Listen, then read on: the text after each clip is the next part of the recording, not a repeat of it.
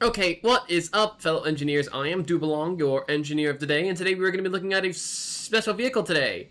The Iron Giant from Tatterbits. It recently just got a massive refit and has been released on the Steam Workshop. Tatterbits has allowed me to take a look at this craft and review it to see how it's doing. It was created before authoring details were added to the game, which confuses me a whole lot because I think Tatterbits is playing on the latest version, so either this is from an old version of the game, or more likely, it was made via some kind of really old blueprint that was pulled out of storage. Very interesting. It costs 1.158 million materials, and has an armor cost of 31.4%. It also has a volume of 54,457 cubic meters, which is just about the same cost and volume as the tier from the Steel Striders. It has a firepower of 744.87. Just over half of that is missiles, with the rest being split between APHE, cram, and laser.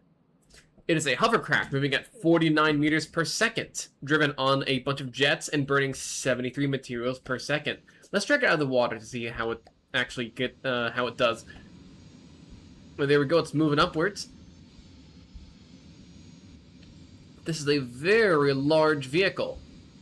Very large and in charge, although if we spawn ourselves, we don't have a commands chair to spawn in. So I feel like that might be fancy, might be nice to have.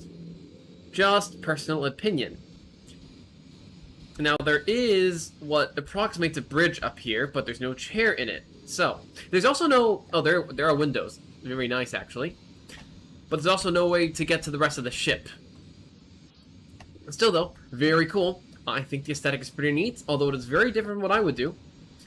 Let's take a look at the subsystems now. Up front, we have some jets, and a bunch of rubber. I think this is to prevent the ship from taking as much damage if it hits something. How well this works, I'm not sure, because as far as I can understand, when a ship hits the terrain, the thump damage is transferred from the metal all the way around to anything that can get damaged by it. And although rubber is collision proof, I don't know if that protects the rubber or the rest of the metal around it from collision damage, if it's not contacting it from the rubber. Right behind that we have a bunch of custom jets.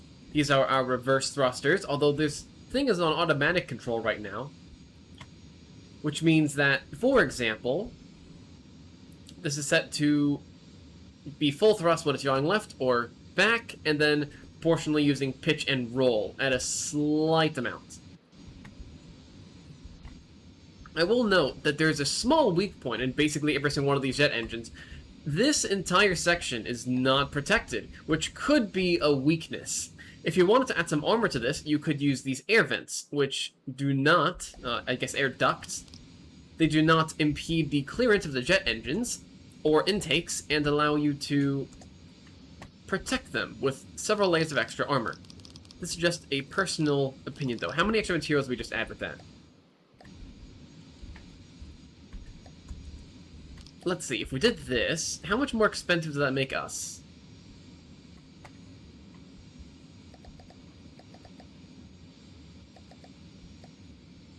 Put that over here, and then we can take a look at that, prefab that. How expensive is this prefab? 2,300 materials. So, 2,300 materials for some extra protection from its major weak point. I would take that deal. All that would need to be done then is just to apply this to every single engine on the ship. Although, I will say, this does not provide shaped charge protection. Heat will go right through this. So, the long-term solution might be to bury these jets inside of the craft. But then it might not look as cool. So, thoughts there. If you wanted to go for a middle ground option, you would replace these beams with beam slopes, and then put some kind of metal cladding over the top, to make sure that the heat gets triggered by the metal slopes, and then shoots the low AP fragments into the heavy armor, which will probably protect it. Okay, moving more back, we have a air pump, in case, I guess, we're in the water, but I think you could replace it with a helium pump and get some extra little buoyancy. Right behind that, then, we have the frontal railgun. This thing shoots 225mm shells at... Is this 900 or... Okay, so it's shooting them at 500 RPM. It can sustain 468 RPM. And the cooling limit's 935. This is a little bit of a conundrum. This cannon has not been entirely optimized, although you have seen it do some work in the campaign. What you really want to do is have the recoil use and recoil absorption line up so that you will have maximum accuracy, in the rail use and rail capacity line up so that you can constantly keep feeding your railgun. Because otherwise you will be stuck charging your railgun when you have shells to load and shells to fire. So let's see. I predict that we're not going to reach the RPM that we actually want. But let's take a look at this. Why don't we give it an invincible marauder to shoot at while we do the rest of this nonsense?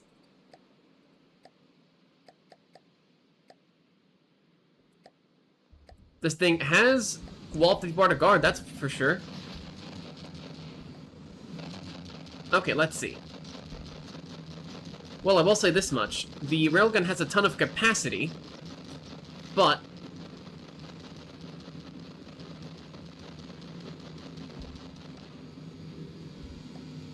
Okay, admittedly, I can't quite tell if...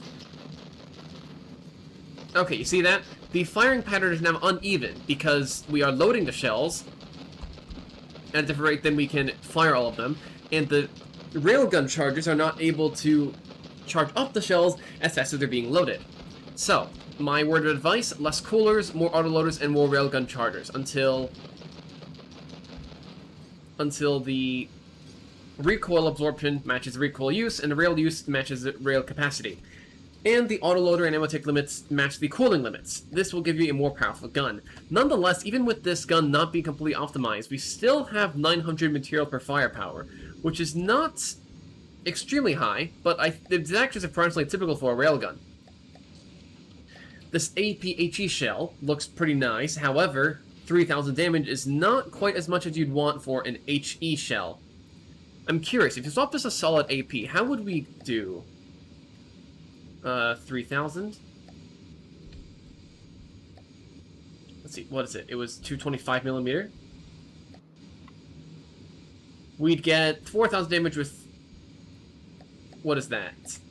30 AP. But will we get more? But no, we will not. Okay, so I guess we do want APHE in this case. Or AP Frag. Frag shells might actually do better. I have 2,000 hours in this game, but I still do not entirely intuit the various steps to optimizing a shell. I suppose low velocity railguns are not the best for armor piercing just yet. We also have some shield projectors on the sides. These are strength 3 and strength 5. My personal opinion, if you have the power to run these, you should have them ramped up to strength 10. But also, you need a ACB algorithm to turn them off during combat, because every single power you're using when you're not in combat is power that could be instead going to your material coffers. Here's a simple one, I guess. Oh, that fell off.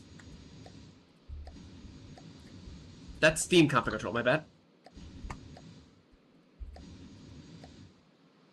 Shield combat control. When there's no enemy, we set the shield drives to 0, and when there is an enemy, we set the shield drives to 10, max strength. I suppose we'll have to see if we actually have enough power to run this. I'll also put the Steam combat control over here. If you don't use Steam engines during combat, you actually don't want to close the... You don't actually want to turn the boilers off, by the way. I'm going to disable this for now. I'll explain later.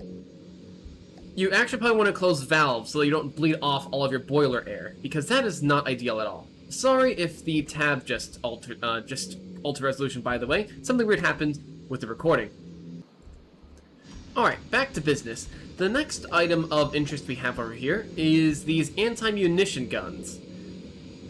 Now, experienced FTD players will tell you that clips that with visible ammo are not very useful.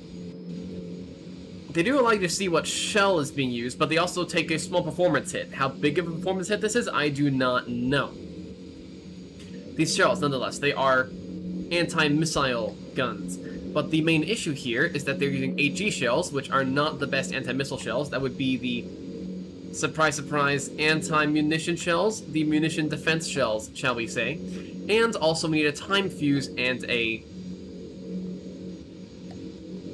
laser targeter on each of these turrets so that we can actually hit stuff. The timed fuse and laser targeter put together will allow even shells that have a near miss to detonate in midair and have a small area of effect. Next up then, we can talk about the laser system. So this is quite an interesting shaped laser system. I'm not sure why there's a giant protruding area up here, but the rest of this, pretty bog standard laser setup. Essentially, we have, how much AP is this, or intensity? 271 intensity. That is a lot. And where is this laser going? Oh, these two little side turrets. In the old days, you probably needed intensity this high because smoke absolutely wrecked your laser intensity, or at that time, laser AP. But now, at this point, you actually don't need too much. Well, actually, that's what I would say, but it appears that all of this intensity is being shunted to a 0Q system, and most of the power draw is coming from this 1Q system. These laser cavities over here actually aren't doing anything. You need to put Q switches on them so that they actually have armor piercing. So, they actually feed to the 1Q system. Although if you ask me, you could improve the system by switching to the 4x4 Tetris used in something like Laser Block 7. The Laser Block 7 uses this type of Tetris. You have 4 cavities lined up together like this, Q switches on each of these, and then you have the single input laser cavity with 4 times the storage of a normal cavity lined up with 1 laser pump. This gives you a good balance of storage and pump size. Also allows you to infinitely tile this forward and backwards. The extra Q switches, which there's actually not very many, are stored like this. Just 1 cavity, 1 Q switch. Oh, sorry, this is a coupler. And then a bunch of frequency doublers in order to increase your intensity. Just a suggestion. Currently the Block 7 is not in the workshop, but if you would like to take a look at it, the Block 6, which is the previous version, is on the workshop, and it has the similar laser Tetris. Moving on, we have the cram cannons, and this looks to be a normal cram cannon. 2,000 millimeters, with a decent firepower, until you look at the stat, and oh my goodness, 2,163 material per firepower. That is more material per firepower than a particle cannon. Something is not quite right with this cram cannon Tetris. Generally speaking, if you want to have the best effectiveness for your money, you will want to put as many autoloaders per pellet, because you can see here, I guess they're called packers now. 1 packer connected to 3 pellets does the same job as 1 pellet connected to 3 packers. However, a packer costs 25 materials, and a pellet costs over 7 times as much. So, you will get far more effectiveness with the second arrangement. Same cost, same effectiveness per volume, same effectiveness per volume, same functional usage, but around 1/7 the cost of the functional components you're actually trying to use. I am not a cram guru, and I cannot explain 3D cram Tetris to you right now, but for example, I would suggest looking at something like the Onyx Watch ships, such as the Erie, which is also a giant flying thing, if you'd like to take a look at that. If you don't, because you don't want to be spoiled, then all power to you. But there's also some presets you can take a look at. I wonder if the Cram Cannon presets have gotten any better recently. They used to be pretty bad, but I think they've gotten better. Like, let's take a look at the Tritonal. You can see that there's a ton of packers, and only a few blocks of pellets that are all being fed into them. Ideally, you have 4, 5, or even 6 packers per pellet.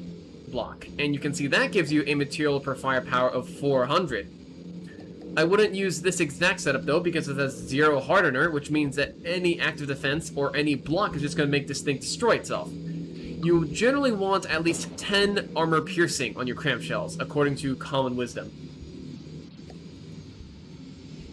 Moving back then, we also have a missile bank. These fire frag missiles.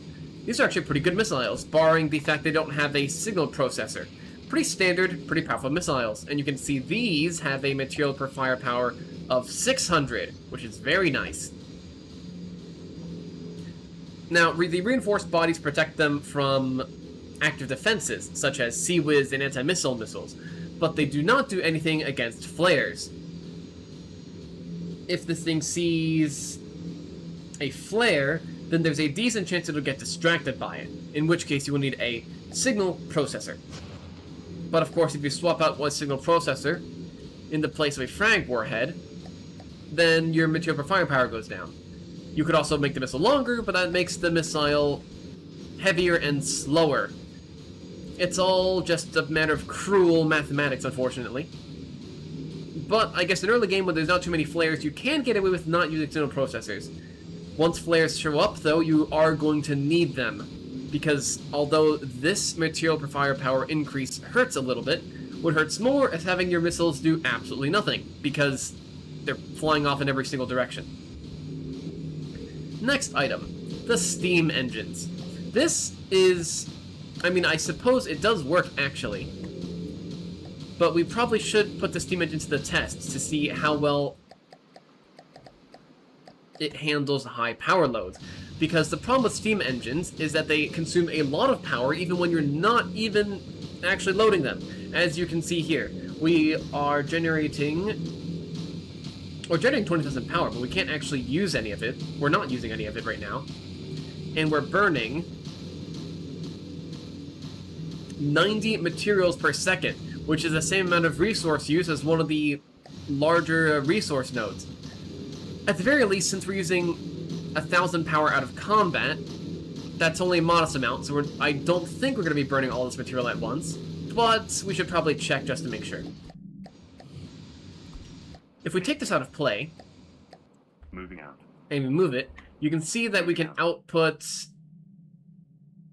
204,000 power, but we're not using any of it, which means that, at least from what I understand, we are not using the not very nice 347 power per material. We are, however, using 5,000 materials per minute on our custom jet engines, which is almost 100 materials per second. 5,607 divided by 60 is 93 materials per second that we're using to just move, which admittedly is something you can't really avoid with really heavy airships. These jet engines actually have a pretty decent 13,000 thrust per material. It's just we need so much thrust that we're bound to burn a whole bunch of materials.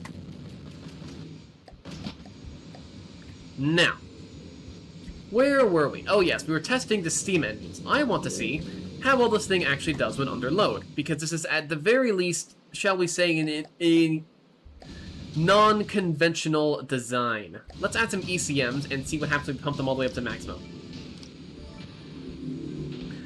When we pump the ECM jammers to maximum, they will slow down the steam engines until they can produce just as much power as they can actually use. In this case, we are generating around 13,000 power with this engine, and we are generating 26,000 power with this engine. If we press Q, we can check the power per material, which is 376. This is not very high, but we do get a very nice 105 power per volume, which means this is a compact engine that generates a relatively high amount of power. However, if I may interject, I believe we can optimize this design quite a bit, because although this is a compact engine, it's taking up a lot of space because the shape is extremely irregular. So, we actually have a lot more room to work with. If you want to use some of this extra volume, we can delete this engine and, for example, put in By the way, if anybody in the review crowd does not appreciate my heavy-handed usage of replacing components, please say so, and I will change my method.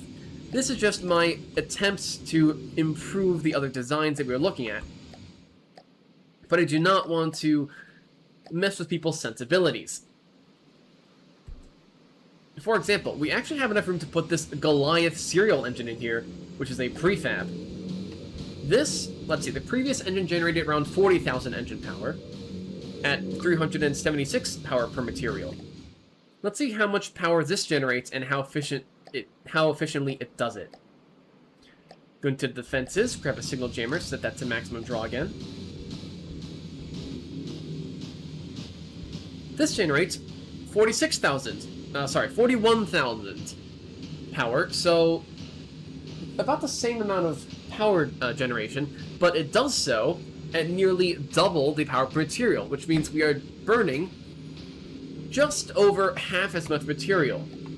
This could make us significantly richer in the long run because we're not burning money running our engines. Just a little bit of food for thought once again. We also have steam valves here, which could be used to shut off the boilers when we're out of combat. We'll not shut them off necessarily. We can use a series of ACBs. Since we're not using these boilers, we don't want them to burn 50 materials per second doing nothing. So we can use a automated control block. If there's no enemy within 3,000 meters, we take a look at the steam valves, and we just close them and turn them off. Oh, sorry, if there's no enemy, we have to invert this condition. Now, there's no enemy. The valves close. The engine stops moving, and all the steam runs off.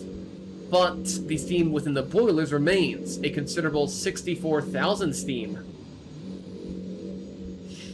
This will immediately rush into the engines as soon as the valves come back on. And for now, we have prevented ourselves from burning 50 materials per second while doing nothing.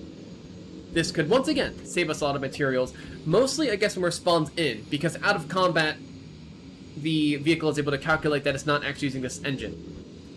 Still though, small amount of efficiency. Love to see it. Let's see if we can remove all these extra signal jammers so that we can actually get back to work now.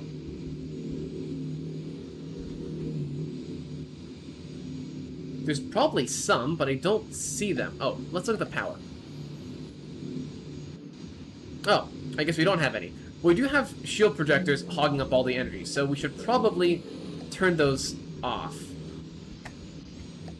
Let me get my shield ACB back up and running. There we go. Now, where were we? Let's keep moving backwards. We have some RTGs here. So, this RTG creates 405 energy per second and puts it into the batteries. In this case, we have some batteries over here. We could run the math for how long it takes for the RTGs to pay for itself, but I will not bore you with that in this episode, because this episode is running a little bit long already. Instead, we'll talk about this rear railgun. This, I believe, uses 1 meter autoloaders and fires a high velocity shell instead. Incendiary. It has a material firepower of 1021, just including the railgun, and 1144, including the extra energy generation we need to run it. Let's see how well it is optimized. Once again, we've got some mismatch. We need more cooling, and we have twice as many ammo input feeders in some of these as we need. Generally speaking, these should probably have clips attached to them. Like this. How much does that increase our firepower, actually?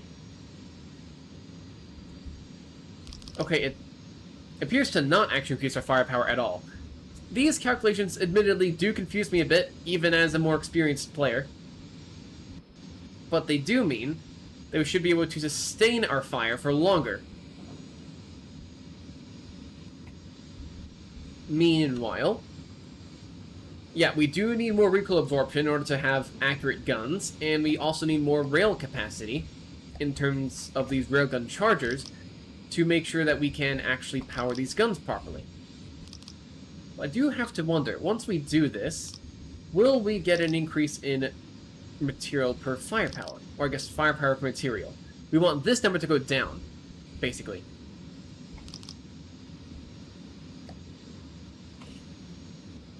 I guess we didn't. Something tells me that this calculation over here for firepower, and thus the material for firepower, is not actually calculating the sustained rate of fire we can get. Oh, but speaking of which, I suppose we should do something about that by adding coolers and see if that makes us more efficient. Because we can fire at 456 RPM, we just aren't right now.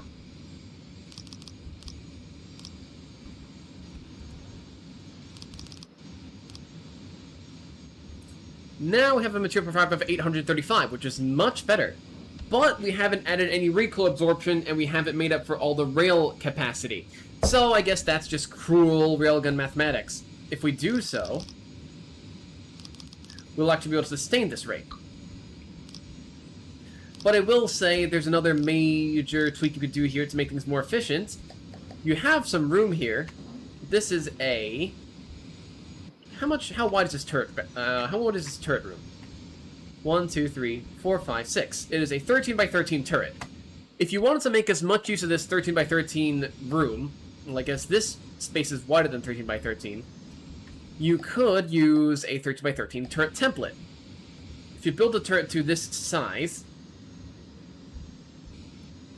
then you will still be able to rotate, but you have a lot more room to work with.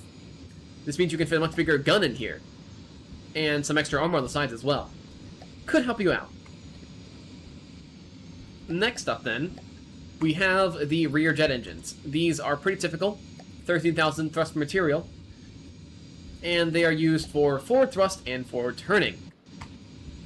With this section, I would say, if you would like to improve the armoring of this setup, currently you have some jet engine parts just sticking out of here.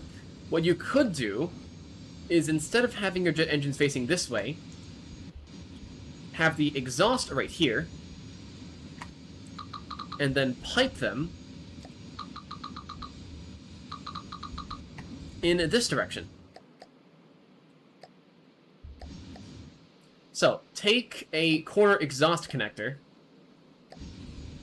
Oh, these are smalls. We need big ones. I guess you will... Generally speaking, you could use these extra combustors, but you also don't necessarily need them. Take this corner exhaust connector, and then run the jet engine this way. Admittedly, you don't have too much space here, so you might have to do some rearrangements, like, for example, put the jet engine out here. But basically, my gist is, you can remove this significant weak spot.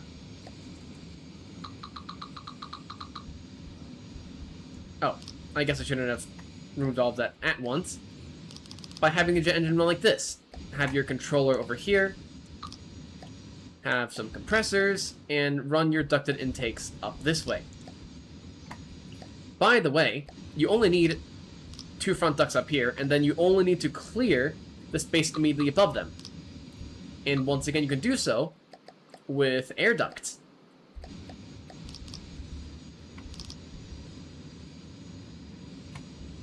Now, I believe there's something wrong here. Yep. Gotta clear that. You can do something like this, essentially. This allows you to, instead of having to armor up this entire protruding jet engine to the side, add a whole bunch of extra armor behind this, like so. This should make your jet engines a lot harder to snipe.